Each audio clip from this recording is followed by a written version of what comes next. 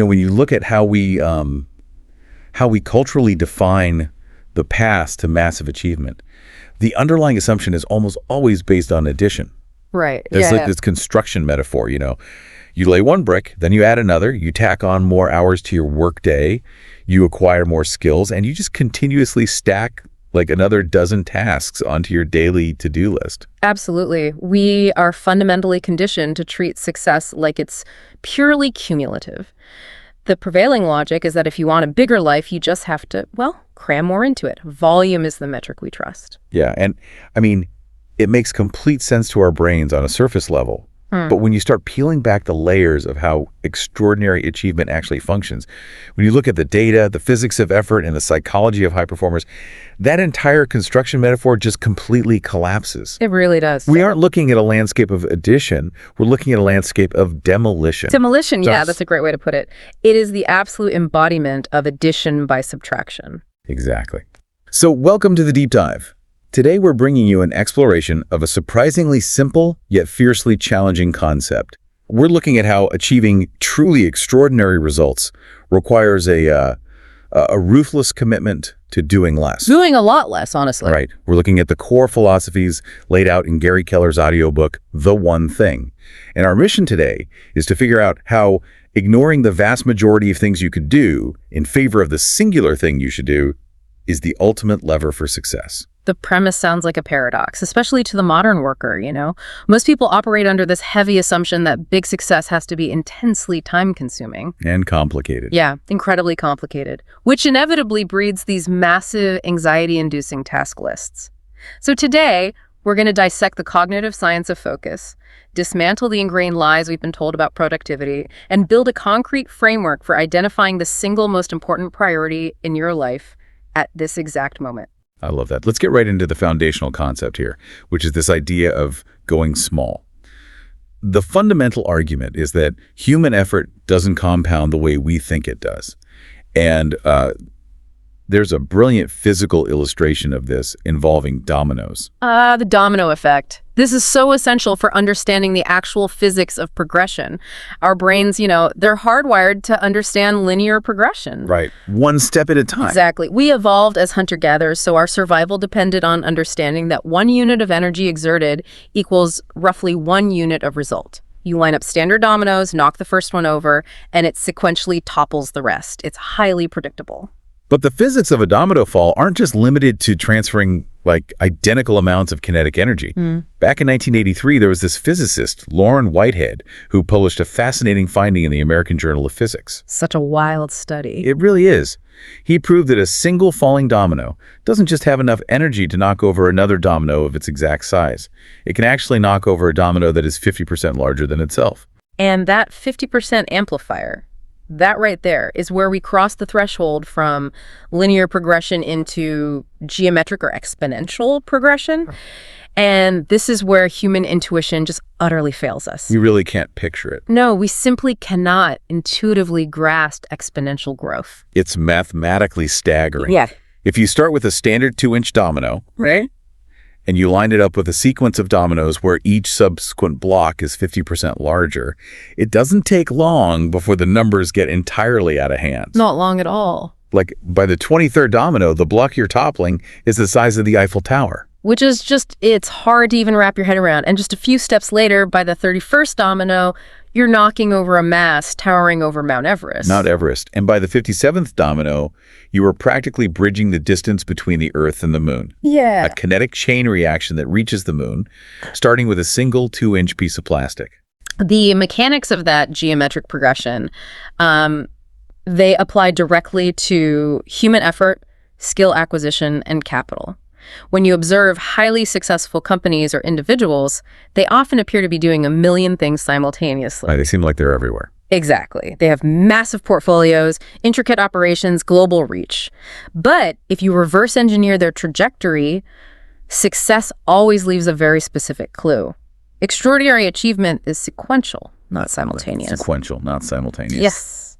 They do the right thing, and then they do the next right thing. The energy from the first task compounds into the second. You really see this pattern everywhere once you know to look for it. Like KFC, They didn't start with a massive menu and global franchising. It was built sequentially on one secret chicken recipe. Bean recipe, yeah. And Coors Beer experienced, I think it was like 1,500% growth over a 2-decade span, operating strictly out of one single brewery with one specific product.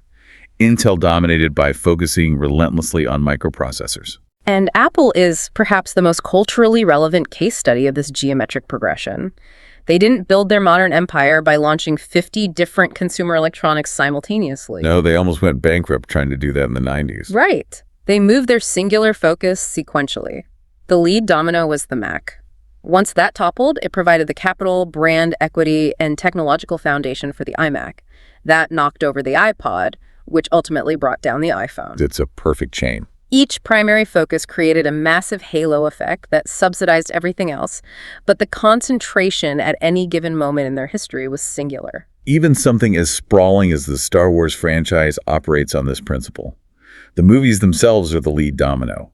The films are the one thing that makes the multi-billion-dollar toy, video game, and merchandise empire possible. Without the movies, there's no toys. Exactly. Without that singular, concentrated creative effort on the core narrative, the rest of the ecosystem vanishes. And this doesn't just apply to corporate entities. It applies just as strictly to human relationships. The myth of the lone self-made genius is, it's fundamentally flawed. It's completely made up. Nobody succeeds in a vacuum. The trajectory of influential figures always traces back to a crucial, singular relationship. Walt Disney had his brother Roy to anchor the financial and operational reality, while Walt focused on the creative vision. Right. Albert Einstein's geometric progression as a physicist was kickstarted by a mentor named Max Talmud, who introduced him to advanced math and philosophy texts when he was just a kid. Oprah Winfrey frequently points to the interventions of her father and later her lawyer Jeffrey Jacobs as the critical leverage points in her career. The ultimate illustration of this sequential compounding, though, is Bill Gates. Traces dominoes back to the beginning. He started with one obsessive passion, computers. Just computers. That passion crystallized into one specific skill, programming. In high school, that skill connected him with one person, Paul Allen. Together, they focused their effort on writing code for one specific machine, the Altair 8800. Yep, the Altair. That single software license formed the foundation of Microsoft, which eventually made Gates the wealthiest man in the world, which in turn allowed him to start one foundation. And that foundation's primary focus, global health, specifically through the singular mechanism of vaccine eradication of infectious diseases. It is a lifelong, perfectly sequential, geometric fall. What is vital to understand here is the psychological mechanism of why this works. When you spend 10,000 hours developing a highly leveraged skill or deeply investing in a critical relationship, the output isn't a one-to-one ratio anymore. The compounding effect. Exactly. The knowledge synthesizes. You start seeing patterns. A master programmer can solve a problem in 5 minutes that takes a novice 5 weeks. The application of effort becomes exponential. But let me challenge this a bit, because there is a very common, almost visceral reaction to the idea of going small. When high-achieving people hear focus on one thing, it often sounds like a dressed-up excuse to lower your ambitions. Sure. It sounds like a retreat into laziness. Yeah. If I'm only doing one thing, aren't I inherently achieving less than the guy doing 10 things? It's a completely understandable reaction, but it conflates activity with productivity. Going small has absolutely nothing to do with shrinking your ambition. The ambition remains massive. Your ultimate target is still the 57th domino. You're still shooting for the moon. You are still shooting for the moon. All right. But the physical reality of the universe dictates that you cannot walk up to a domino the size of Mount Everest and push it over with your bare hands. You will exhaust yourself and achieve nothing. Right. Going small means having the discipline to ignore the Everest-sized domino for now, finding the 2-inch block right in front of you, and focusing all your kinetic energy on that. It's about recognizing that sequence is more important than sheer force. But that raises an incredibly frustrating question. If the formula is this straightforward, if it really just comes down to lining up the dominoes and flicking the first one, why is everyone drowning? That's the million-dollar question. Right. Why are our modern work lives characterized by crippling overwhelm and to-do lists that literally never end? Because our neurobiology, combined with modern corporate culture, has trapped us in a web of defense mechanisms. We operate under a set of deeply ingrained cultural myths, what we can categorize as the 6 lies of success. The 6 lies. Yeah. These are mental models that feel productive, but actively derail us from finding our lead domino. Let's systematically dismantle these lies, starting with lie number 1, the belief that everything matters equally. This is the fundamental illusion baked into the standard to-do list. When you write down pick up dry cleaning, respond to 50 emails, and draft the final chapter of my book on the exact same piece of paper using the exact same bullet points, your brain subconsciously assigns them equal cognitive weight. Precisely. And to understand why this is a trap, we have to look at the mathematics of unequal distribution. In the 1930s, J.M. Juran, a pioneer in quality control at General Motors, stumbled upon the work of a 19th century Italian economist named Vilfredo Pareto. The Pareto principle. Yes. Pareto had observed a curious mathematical reality. 80% of the land in Italy was owned by just 20% of the population. We all know the 80-20 rule. But what Juran realized is that this wasn't just an economic quirk about Italian real estate. It's a universal law of nature. A disproportionately small amount of causes creates the vast majority of results. Right. But simply understanding Pareto's principle isn't enough to break the illusion of the to-do list. You have to take it further into what we might call extreme Pareto. Extreme Pareto. Yeah. This is where the concept gets teeth. Extreme Pareto means recognizing that the 80-20 rule is fractal. It applies to itself. It compounds inward. Exactly. So if you have a list of 100 tasks, the rule says 20 of those tasks will yield 80% of your total value. But Extreme Pareto demands that you take the top 20% and apply the rule again. What is the 20% of the 20%? Now you're down to 4 critical tasks. And you don't stop there. Right. You take the 20% of those 4 tasks until you are left with the absolute, irreducible, essential one. You transform a sprawling to-do list into an ultra-focused success list. Which brings us directly to lie number 2. Multitasking. Oh boy. The justification we use when our to-do lists get too long is that we just need to do it all at once. We elevate multitasking as this elite corporate superpower. We literally put it on resumes. Excellent at multitasking. We do, and it is a complete biological fiction. The human brain does not possess the architecture for parallel processing when it comes to higher-order cognitive functions. We can't do it. You can walk and chew gum because those are routed through different automated neural pathways, but you cannot write a complex analytical report and actively listen to a conference call at the same time. What you're actually doing is task switching. Clifford Nass, a renowned researcher at Stanford, conducted a fascinating study on this. He actually went into his research assuming that frequent multitaskers must have developed some sort of cognitive edge. That they evolved, basically. Yeah, that their brains had adapted to filter information better. He tested high multitaskers against low multitaskers. The results were damning. The high multitaskers performed worse on virtually every metric. Nass famously concluded that they were suckers for irrelevancy. Suckers for irrelevancy. Ouch. It's harsh but true. They couldn't filter out background noise, they couldn't manage their working memory, and they were chronically slower at switching from one task to another than the people who just focused on one thing at a time. The mechanism behind this is the context switching tax. Every single time you yank your attention from the conference call to the email and back to the call, your prefrontal cortex has to load a completely new set of rules and context into its working memory. Like a computer loading screen. Exactly. That loading screen takes time and burns glucose. The data shows that knowledge workers lose up to 28% of an average workday simply recovering from the cognitive friction of switching tasks. 28%. And beyond the sheer loss of efficiency, the error rate skyrockets. The most visceral proof of this is distracted driving. Distracted driving is responsible for roughly 16% of all traffic fatalities. That's terrifying. It is. Research shows that driving while engaging in a cell phone conversation, even if it's completely hands-free, takes a 40% bite out of your cognitive focus. Wow. The mental impairment is roughly equivalent to driving legally drunk. So multitasking isn't a productivity hack, it's a delusion that drastically degrades performance. This seamlessly transitions into lie number 3, which is all about how we force ourselves to operate. Lie number 3 is the myth of a disciplined life. We have enshrined this cultural myth that highly successful people are just these stoic, hyper-disciplined titans who exert iron-fisted control over every single aspect of their existence. Right, like they're robots. We treat discipline as if it were a permanent state of being, a marathon that you just have to endure forever. Which sounds exhausting. It is. Yeah. And biologically, human beings are terrible at sustained, broad-spectrum discipline. The reality of extraordinary achievement is far more efficient. Success isn't a marathon of discipline. It's a short, intense sprint of discipline, just long enough for a habit to take over. The story of Olympic swimmer Michael Phelps perfectly dismantles the disciplined life myth. As a child, Phelps was diagnosed with severe ADHD. His teachers actively complained that he couldn't focus on anything, that he couldn't sit still. He was the antithesis of the highly disciplined student. Exactly. Yet he grew up to be the most decorated Olympian in human history. He achieved that not by suddenly becoming disciplined in every area of his life, but by utilizing selected discipline. He channeled all of his focus into forming one singular, unbreakable habit: swimming every single day. Every single day. For years, he swam 365 days a year. No Sundays off, no birthdays off.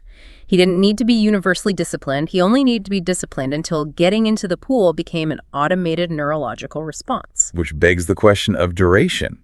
How long is that sprint? Pop psychology has told us for decades that it takes 21 days to form a habit. Yeah, that 21-day myth actually stems from a 1960s plastic surgeon named Maxwell Maltz. He noticed it took his patients about 21 days to get used to their new faces. Wait, really? A plastic surgeon? Yes. It was never a rigorous neurological standard. Yeah. Modern cognitive science paints a different picture. Researchers at University College London conducted a robust study tracking the habit formation of individuals. Oh, what did they find? They found that the actual sweet spot, the point where a new behavior shifts from requiring conscious effort to becoming an automatic basal ganglia-driven routine, is an average of 66 days. 66 days. So you don't have to white-knuckle your way through life forever. You just need enough targeted discipline to hold the line for about 2 months. Once the neural pathway is myelinated and the habit is locked in, the cognitive cost of performing that action plummets. Which is absolutely vital because of lie number 4, the idea that willpower is always on will call. On demand. Right. We culturally treat willpower like an intrinsic character trait. Either you have it or you don't. We assume we can summon it on demand to resist that donut or push through that spreadsheet. And the science proves that willpower is unequivocally a finite, exhaustible biological resource. The classic illustration of how crucial willpower is dates back to Walter Mischel's famous marshmallow test at Stanford in the 60s. Oh, the marshmallow test. Yeah. They offered 4-year-olds 1 marshmallow immediately, or 2 if they could wait alone in a room for 15 minutes.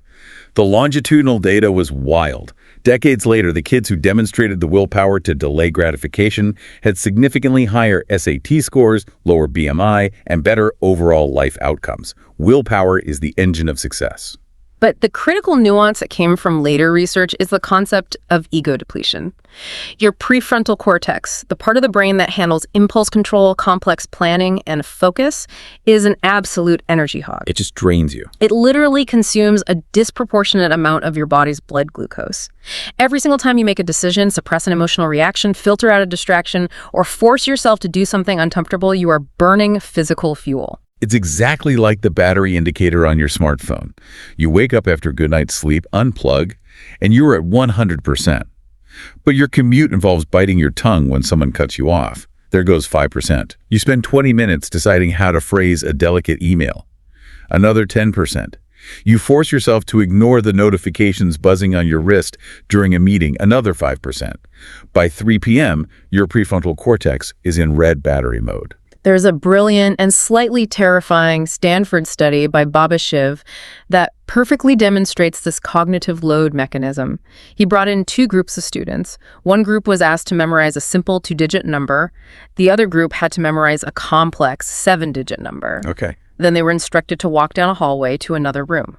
On the way, they passed a cart offering a choice of snacks: a rich, decadent slice of chocolate cake, or a healthy bowl of fruit salad. The students holding the 7-digit number in their working memory were nearly twice as likely to choose the chocolate cake. That tiny, almost imperceptible addition of cognitive load, just 5 extra digits, was enough to drain their prefrontal cortex of the energy required to override their primal craving for sugar. When the willpower battery dies, the brain defaults to the path of least resistance.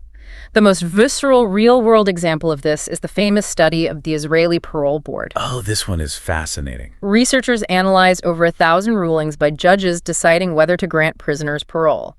In the morning, right after the judges had eaten breakfast and their glucose levels were high, they granted parole in about 65% of cases. Makes sense. But as the day progressed and decision fatigue set in, the favorable rulings plummeted. By the time they reach the very last cases before a meal break, or right at the end of the day, the rate of granting parole dropped to practically zero. Because granting parole requires mental effort. It requires assessing risk and stepping out on a limb. Denying parole is the safe, low-energy default. If the brain is starved of glucose, it just says no. The strategic takeaway here is profound.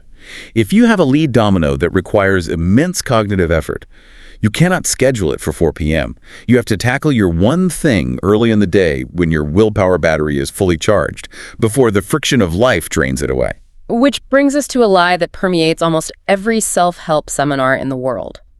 Lie number 5, a balanced life. We hear the phrase work-life balance repeated so often it has become unquestioned dogma. Balance is bunk, essentially. It is a mathematical impossibility. If you are perfectly balanced, sitting dead center on a seesaw, you aren't moving. Extraordinary results happen at the margins. They require extremes. The visual of a ballerina on point is the perfect analogy. When you watch a world-class ballerina hold a pose, it looks like a state of tranquil, perfect balance. But if you were to zoom in on the toe shoe, you would see violent, rapid movement. Constant adjustments. Exactly. The muscles in the foot are constantly twitching, making microscopic, rapid adjustments. It isn't static balance. It is a state of constant, dynamic counterbalancing. To achieve mastery, you have to be willing to go out of balance. You have to commit disproportionate time to your one thing. But the lethal mistake people make is not understanding the different nature of the things they are juggling. James Patterson, the author, offered a profound framework for this. Right. Imagine life is a game where you are juggling 5 balls: work, family, health, friends, and integrity. The crucial distinction is what those balls are made of. Work is a rubber ball. If you drop it, if you lose a client, miss a deadline, or even lose a job, it will eventually bounce back. It bounces. But family, health, friends, and integrity are made of glass. Yeah. If you let those drop while you are obsessively pursuing work, they don't bounce. They get scuffed, cracked, or permanently shattered. Exactly. So the art of counterbalancing means you can allow your work life to go far out of balance for extended periods to knock down massive dominoes. But in your personal life, the counterbalancing must be rapid and frequent. You cannot let the glass balls remain in free fall for very long. Finally, we arrive at lie number 6. Big is bad. The psychological term for this is megaphobia, the irrational fear of big success. We are so socially conditioned to lower our expectations to avoid disappointment. We secretly believe that going after something truly massive will inherently require unimaginable stress, alienate our loved ones, and consume every waking second of our lives. Megaphobia acts as a self-imposed cognitive ceiling. This ties heavily into the psychologist Carol Dweck's groundbreaking research on mindsets. Fixed versus growth mindset. Right. People with a fixed mindset believe their capabilities are static, so a massive goal feels like a threat to their identity because they don't believe they possess the raw material to achieve it. People with a growth mindset understand that the pursuit of the big goal will force them to evolve the very skills required to handle it. You see this audacity in the great entrepreneurs. When Sabir Bhatia founded Hotmail, he had $250 to his name, yet he operated with an absolute, unrelenting conviction that he was building a multi-hundred-million-dollar communication empire.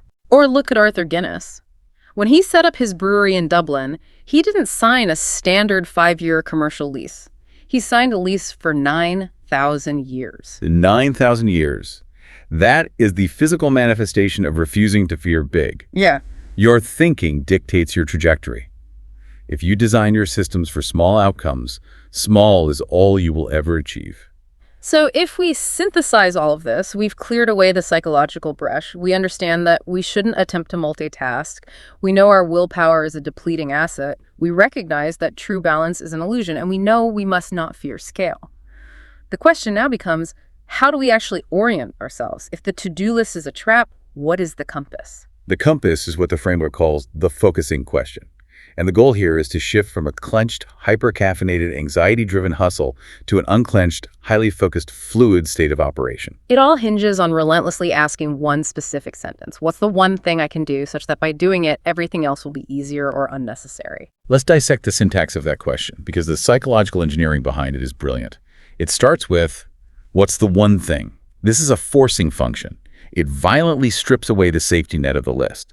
It does not ask for your top 3 priorities. It demands exclusivity. Then it moves to, I can do. This grounds the entire exercise in extreme agency. It bypasses what you should do or what you wish you could do if circumstances were different. It forces you to look at your current resources, your current constraints, and identify an actionable lever. Next is the phrase, such that this is the connective tissue. It demands that the action has a deliberate vector. You aren't just doing something to create the illusion of busyness. You are taking an action specifically engineered to trigger a subsequent reaction. And then comes the ultimate leverage test. Everything else will be easier or unnecessary. This is where the magic happens. This is the search for the lead domino. If I execute this single task, will it render 5 other tasks completely obsolete? That question operates simultaneously as a macro compass and a micro map. On a macro level, you ask it of your entire life trajectory. What is the one thing I can do with my career such that everything else becomes easier? And on a micro level, you use it to navigate your Tuesday morning. What is the one thing I can do right now, before 10 a.m., such that the rest of my day is downhill? It collapses infinite variables into a single focal point. Now, functionally, you as a listener might be thinking, am I supposed to walk around neurotically asking myself this highly specific multi-clause question every time I open the fridge or look at my sock drawer? No, it's not meant for the trivialities of daily maintenance. You apply it sequentially to the critical domains of your life. You use it to interrogate your physical health, your key relationships, your spiritual or personal development, your finances, and your career. And to ensure you are aiming high enough, there's a concept called the Great Question Matrix. You evaluate your focusing question on 2 axes, broad versus specific, and small versus big. Most people ask small, broad questions, like, how can I increase my company's sales? That is a terrible question. It offers no timeline and no metric. You have to push your question into the top right quadrant, big and specific. What is the one thing I can do to double our sales revenue within the next 6 months? A massive, highly specific question forces your brain to generate a fundamentally different caliber of answer. Those answers generally fall into 3 tiers. The first is doable, the action you already know how to take with your current skills. The second is stretch. It requires you to work at the absolute limit of your current abilities. But the third, the holy grail, is the possibility answer. The possibility answer. Yes, this requires you to operate completely outside your known paradigm. To find a possibility answer, you have to engage in benchmarking and trending.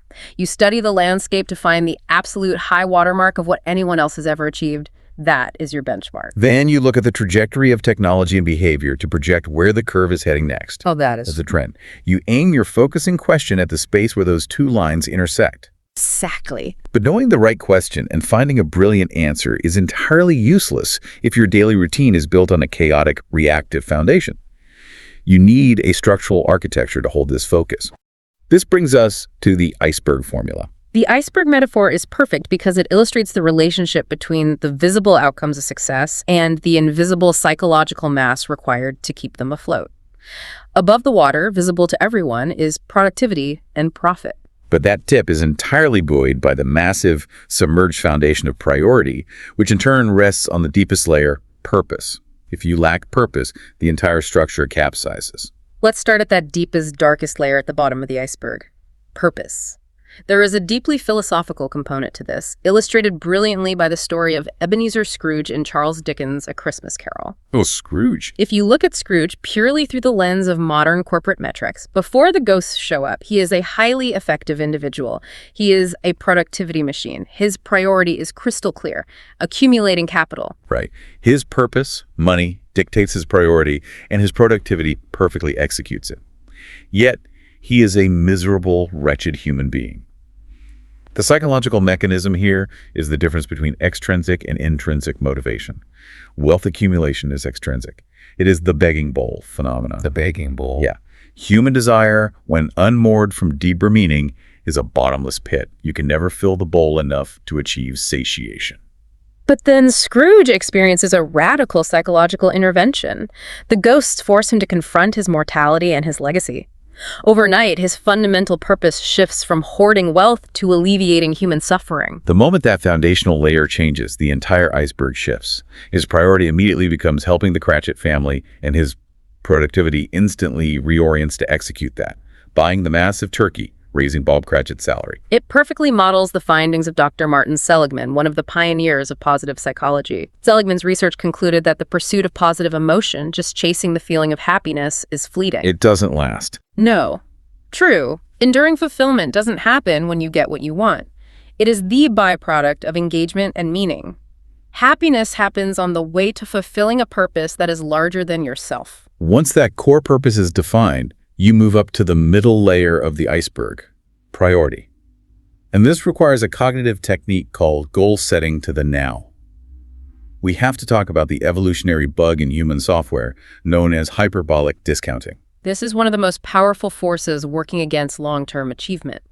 Hyperbolic discounting is our innate cognitive bias to prefer smaller, immediate rewards over much larger, delayed rewards. If you offer someone $100 today or $200 a year from now, logical math dictates taking the 100% return of the $200, but the vast majority of people will take the $100 today.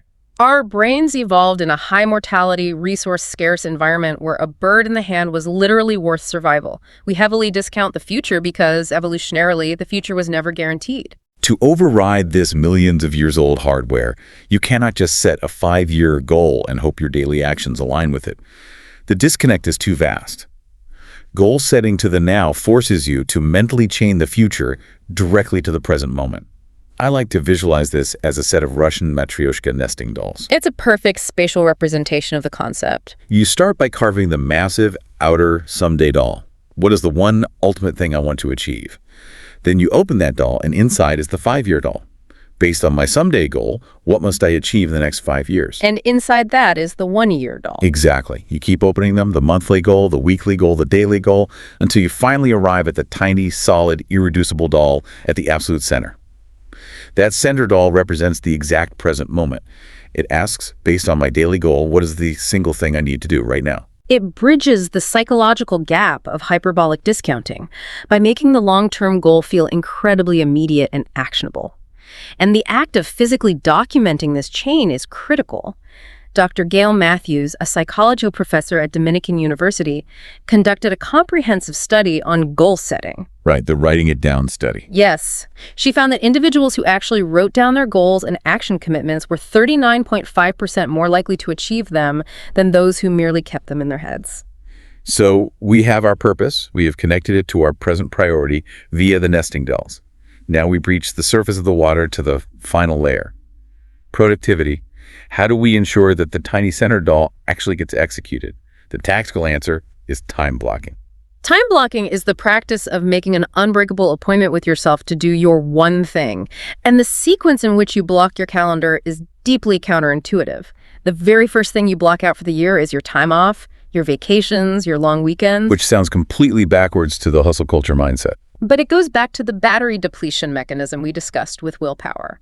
High-level cognitive output causes massive neural fatigue.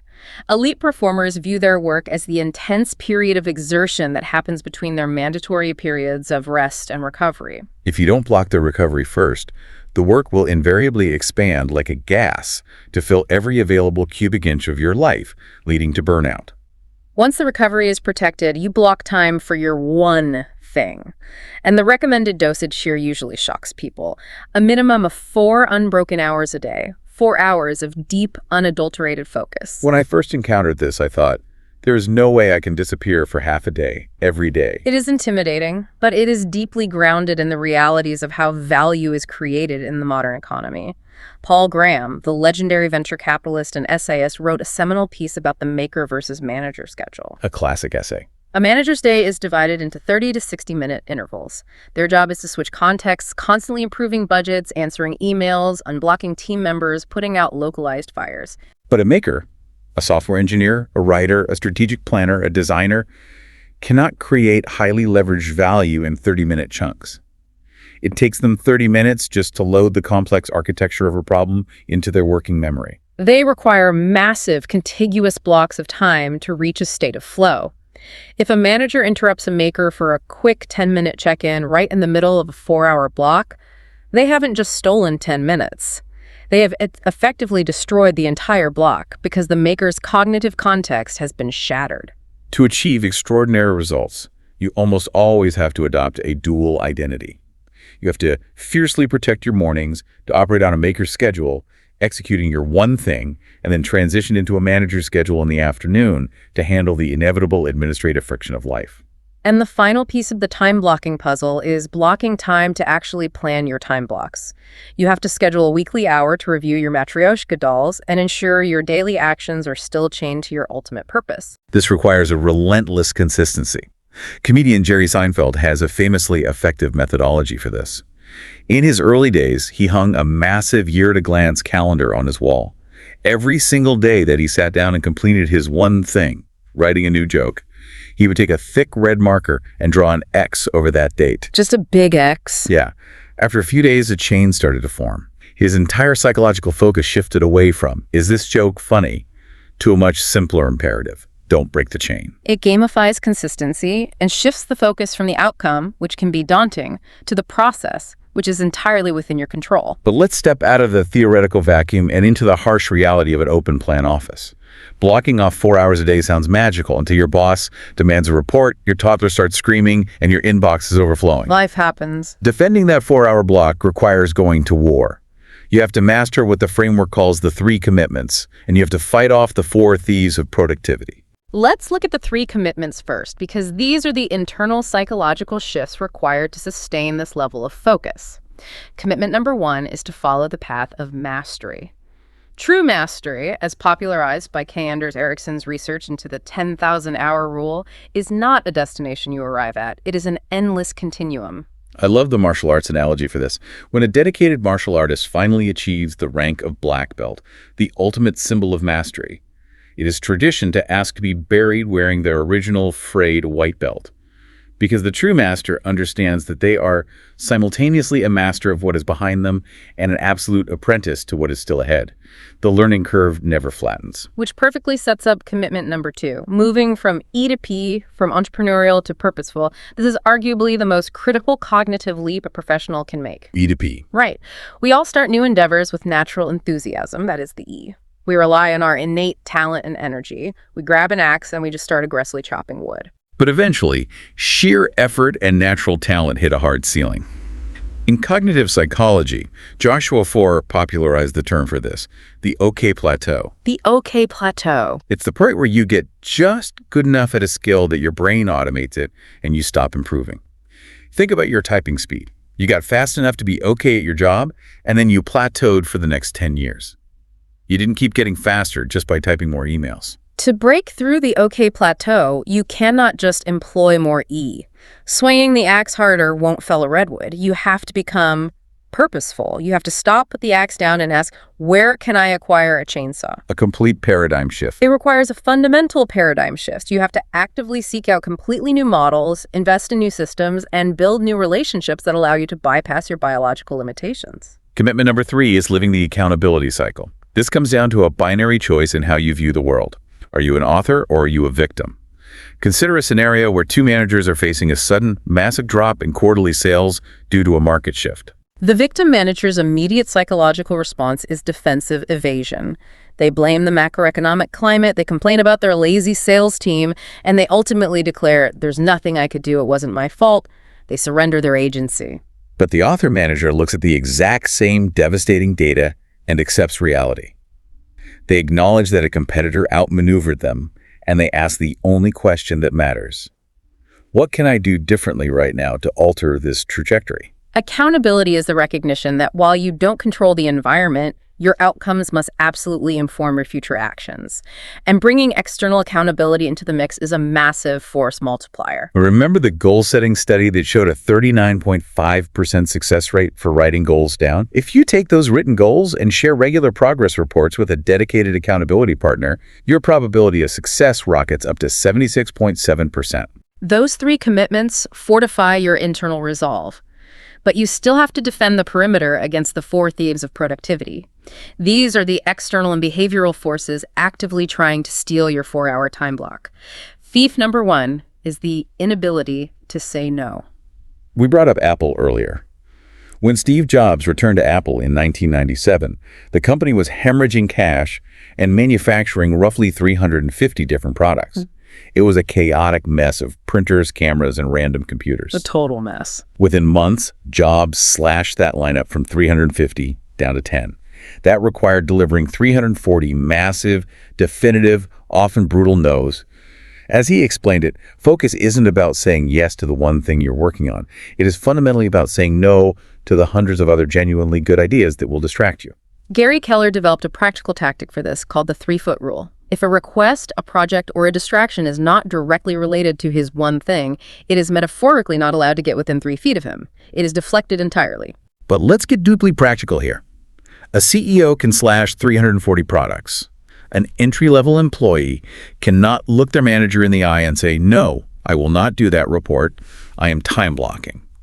How do you tactically say no without torpedoing your career? The interpersonal judo here is to avoid the flat no and instead utilize the conditional yes.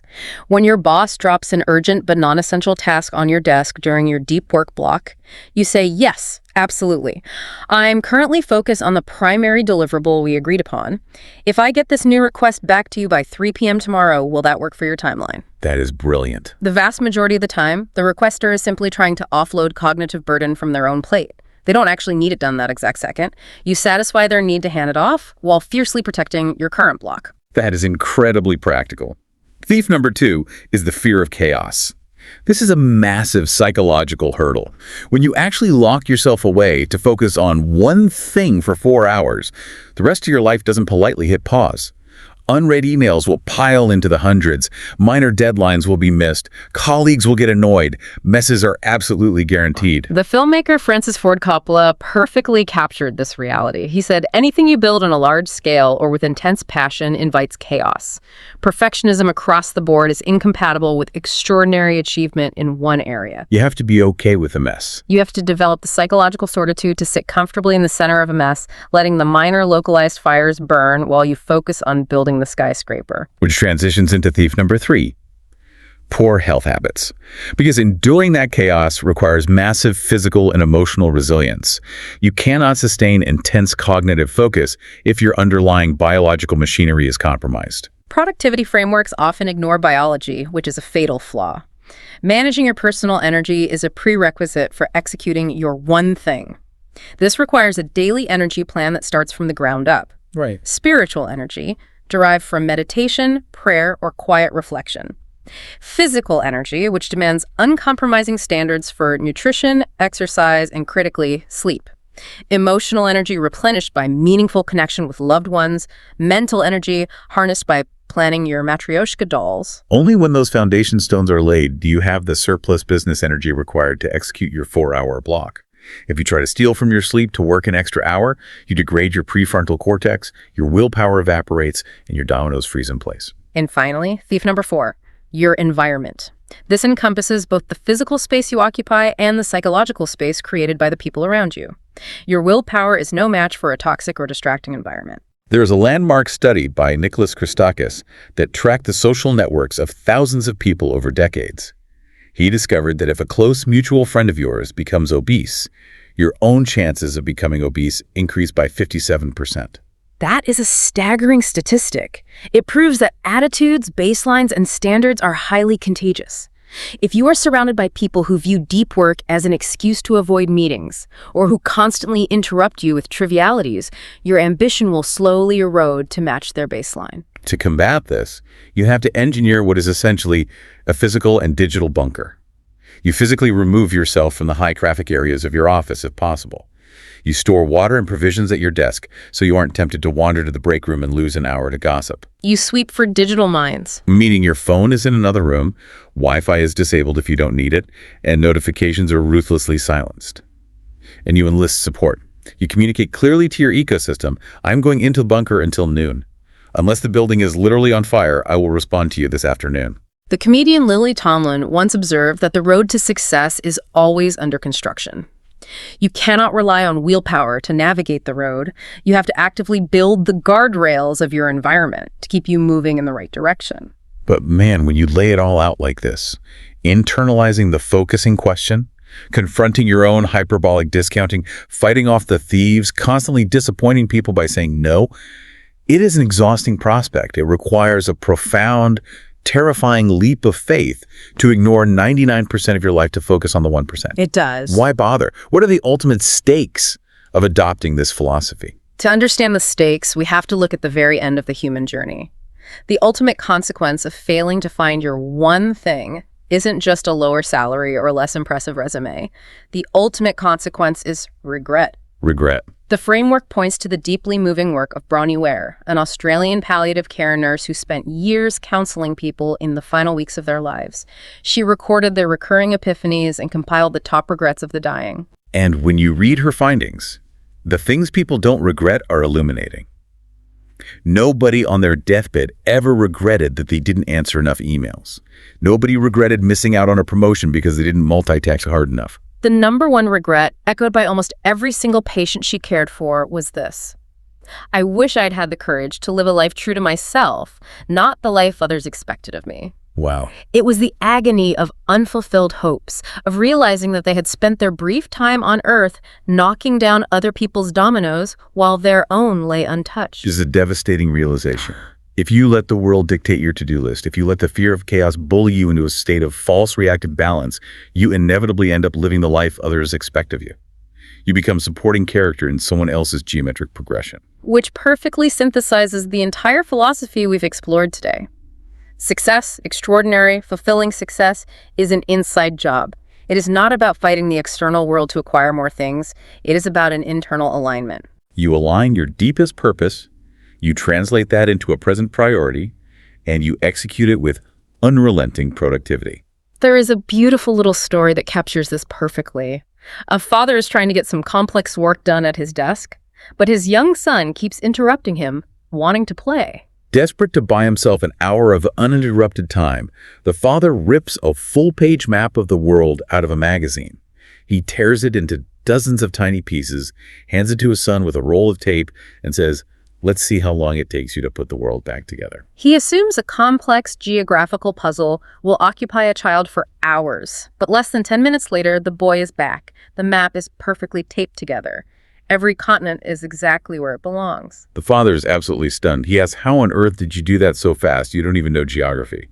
And the boy smiles and says, "I dropped a piece on the floor and I saw that on the other side of the page there was a picture of a man. So I just put the man together. And when I put the man together, the world just fell into place." When you put the man together, the world just fell into place. That is the essence of the one thing. You do not conquer the external complexities of the world by attacking them all simultaneously. You start from the absolute center. You find your purpose, you align your priority, and you protect your focus. The external world, the extraordinary results, the wealth, the impact, the legacy, all of that is merely a trailing indicator of your internal alignment.